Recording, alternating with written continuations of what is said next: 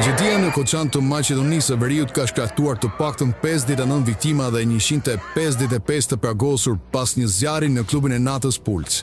Ngjarja ndodhi gjatë një koncerti me 1500 pjesëmarrës, kur fishek zjarrët ndezën tavanin dhe lokalit duke shkaktuar përhapje të shpejtë të flakëve dhe tymit. Autoritetet kanë ndaluar disa persona të lidhur me organizimin e festës dhe po vijojnë hetimet për shkaqe dhe përgjegjësinë. Ministri i Brendshëm Panço Tovskovski konfirmoi se viktima ndodhen në disa spitale dhe po dërgohen për mjekim të specializuar në Shkup. Ai sqaroi se materiali ndezshëm i tavanit përshpejtoi zjarrin, ndërsa tymi i dendur rezultoi fatal për shumë prej të pranishmëve.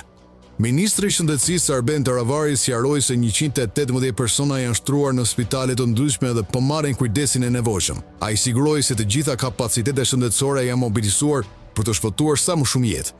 Ndërkohë familjarët e viktimave dhe të zhdukurve janë ankth, duke kërkuar informacion mbi të afërmit të tyre.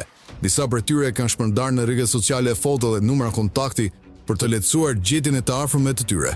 Kjo ngjarje ka tronditur fellë opinionin publik, ndërsa në qytete të ndryshme të Maqedonisë së Veriut janë zhvilluar omazhe për viktimat e kësaj tragjedie të rëndë.